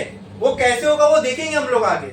लेकिन यहां तक समझ में आया कि कोई एक फ्रीक्वेंसी सर ऐसी मिलेगी जरूर हमको, ठीक है, जहां पर एक्सएल और एक्सी की वैल्यू क्या हो जाए, सेम हो जाए। उसी फ्रीक्वेंसी को हम क्या कहते हैं, क्या कहते हैं, रेजोनेंट फ्रीक्वेंसी। क्या कहते हैं? तो क्या ये एक्सएल और एक्सी का इक्वल होना क्या सिर्फ और सिर्फ एक ही स्पेशल फ्रीक्वेंसी पे हो सकता है, and that special frequency is called as. तो जब मैं यहाँ पे एक्सएल और एक्सी लिख रहा हूं, ध्यान देना ध्यान देना, क्या मैं ओमेगा को 2 पाई एफ एल लिख सकता हूं? क्या मैं ओमेगा सी को 2 पाई एफ सी लिख सकता हूं? अब क्योंकि मैंने यहाँ शुरुआत ही इससे की थी कि एक्सएल बराबर एक्सी है, तो ये कोई भी आम फ्रीक्वेंसी पे नहीं हो सकता, ये तभी हो सकता है जब एफ बराबर किसके हो। अब समझ में आया, समझ में आया? If this implies then this is true, मतलब अगर ये होगा तो यहाँ फ्रीक्वेंसी कोई आम फ्रीक्वेंसी नहीं हो सकती, वो सिर्फ और सिर्फ, ये पूरी क्लैरिटी हमको, अगर एक्सएल बराबर एक्सी हो गया तो ये पक्की बात है, जो फ्रीक्वेंसी आएगी ना हमको इस फॉर्मूले में, वो क्या आएगी, फ्रीक्वेंसी, मतलब पिक्चर में जहां फ्रीक्वेंसी दिख रही है वो कौन सी होगी, रेजोनेंट फ्रीक्वेंसी होगी, क्योंकि एक्सएल बराबर एक्सी सिर्फ और सिर्फ एफ आर पे ही हो सकता है। ये पूरा हमने समझे, ये इसमें किसी को कोई डाउट है? इसको छोड़ के कोई और पॉइंट था जहां पर ऐसा हो रहा है? बिल्कुल नहीं हो रहा है। आई बात समझने? तो चलो ना, अब ये क्या करेगा, हमको हेल्प कर देगा भाई, फ्रीक्वेंसी की वैल्यू निकालो डायरेक्ट, इससे डायरेक्ट रेजोनेंट फ्रीक्वेंसी की वैल्यू आ रही है, चलो चेक करो, देखो देखते कैसी आ रही है।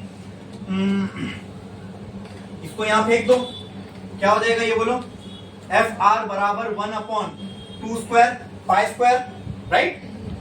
अरे यही हो जाएगा ना ये भाई, 2 square pi square L C. क्या इसमें किसी को कोई डाउट है? हाँ, अरे बोलो बोलो। अरे सब लोगों को डिफिकल्ट लगता है, समझ में नहीं आता है, आपको समझा क्या ये फॉर्मूला कैसे आया, ये समझा क्या? हाँ, ये तो मैंने अज्यूम करके चला था, लेकिन मैंने उसके आपको कंडीशन बता दी। ये मैंने भले ही अज्यूम किया हो, लेकिन ये हो कब सकता है, जब भाई ये होगा, ठीक है, ठीक है। तो हमने कुछ नहीं किया, उसका फॉर्मूला, उसके फॉर्मूले में फ्रीक्वेंसी आ रही है, तो जब मैं ये मान के चला हूं तो जाहिर सी बात है ये तभी हो सकता है जब यहाँ पे जो फ्रीक्वेंसी है वो क्या हो, ये सुने। तो बोलो क्लियर है, समझना? इसके अलावा अगर कोई खाली मैं नॉर्मल एफ लिख देता तो ये ट्रू बैठता क्या? नहीं, तो गुना हो जाता हो, ठीक है, ठीक है, सजा मिलती, उसकी मार्क्स कटते तुम्हारे, समझे? अच्छा, ये एफ इधर जाएगा तो एफ आर स्क्वायर हो जाएगा, रूट को वहां फेंको तो ये क्या हो जाएगा, स्क्वायर को वहां फेंको तो हो जाएगा under root 1/2 square pi square L C. 2 square pi square root के बाहर फेंको तो क्या हो जाएगा, एफ इक्वल टू 1/1 का स्क्वायर रूट 1 ही होगा। ये जो रूट से बाहर आएंगे तो 2 पाई हो जाएंगे, खाली अंदर क्या बचेगा, बोलो क्लियर है क्या ये? बोलो क्लियर है क्या? हाँ, एक ये तो सॉरी, ये रेजोनेंट फ्रीक्वेंसी होगी ना। हाँ, तो यहां से आप रेजोनेंट ओमेगा का भी फॉर्मूला निकाल सकते हो। 2 पाई को यहाँ फेंको, एफ आर 2 पाई, तो क्या बचेगा 1/√L C। एफ 2 पाई क्या होता है, ओमेगा ही तो होता है। हाँ, लेकिन इसको ओमेगा नहीं, स्पेशल ओमेगा है, रेजोनेंट वाला, ठीक है। हम लोग फ्रीक्वेंसी से चलते हैं ना, फ्रीक्वेंसी ही ये काय के लिए कंफ्यूजन क्रिएट करना, बस ये है कि 2 पाई को वहां भेज दो तो कांस्टेंट है, तो हम फ्रीक्वेंसी लेके चलते हैं, वो वहां से हमको क्लैरिटी रहेगी। तो देखो अब साफ साफ आपको समझ में आएगा, जो रेजोनेंट फ्रीक्वेंसी है उसकी वैल्यू किस किस पे डिपेंड कर रही है, ये तो सब कांस्टेंट है, किस पे डिपेंड कर रही है, एल और सी पे। मतलब अगर मैं सर्किट में इंडक्टर की वैल्यू चेंज करूं, या इंडक्टेंस की वैल्यू चेंज करूं, या कैपेसिटेंस की वैल्यू चेंज करूं, तो क्या चेंज होगी, फ्रीक्वेंसी। क्या चेंज होगी, फ्रीक्वेंसी नहीं, रेजोनेंट फ्रीक्वेंसी चेंज होगी। फ्रीक्वेंसी तो मैं कैसे भी चेंज करूं, फ्रीक्वेंसी चेंज करना मेरे हाथ में, ठीक है। बोलो क्लियर है? हाँ, अगर मुझे रेजोनेंट फ्रीक्वेंसी की वैल्यू चेंज करनी है, एग्जांपल, इसमें से करंट दौड़ रहा है, उसकी फ्रीक्वेंसी कुछ भी हो सकती है। मैं बोलता हूं मुझे रेजोनेंट फ्रीक्वेंसी की जो वैल्यू है, पहले मान लो 10 हर्ट्ज थी, अब मुझे बढ़ा के उसको 20 हर्ट्ज करना है रेजोनेंट फ्रीक्वेंसी की वैल्यू। तो मैं रेजोनेंट फ्रीक्वेंसी की वैल्यू को चेंज कैसे कर सकता हूँ, मुझे ये चेंज करना पड़ेगा, इंडक्टेंस और कैपेसिटेंस। ये चेंज करूंगा तो जहां पे रेजोनेंट फ्रीक्वेंसी आ रही है वो चेंज। एग्जांपल, जैसे अभी यहाँ आ रही थी, हो सकता है तब ग्राफ यहाँ आगे जाके कहीं मिले, समझे? तो वो हो जाएगी रेजोनेंट फ्रीक्वेंसी। क्लियर है? ये ग्राफ जहां भी दोनों ग्राफ एक दूसरे को कट करेंगे वहीं तो एक्सएल बराबर एक्सी हो जाएगा, और उस पॉइंट के करस्पॉन्डिंग जो भी फ्रीक्वेंसी हो जाएगी वो फ्रीक्वेंसी ऑटोमेटिकली क्या बन जाएगी, रेजोनेंट फ्रीक्वेंसी। आई बात समझ में? बोलो क्लियर है? बोलो कि अब तक मैंने ये नहीं बताया रेजोनेंस किसका हो रहा है, बस ये अभी चल रहे हैं हम लोग रेजोनेंस के केस को अभी बस डेवलप कर रहे हैं।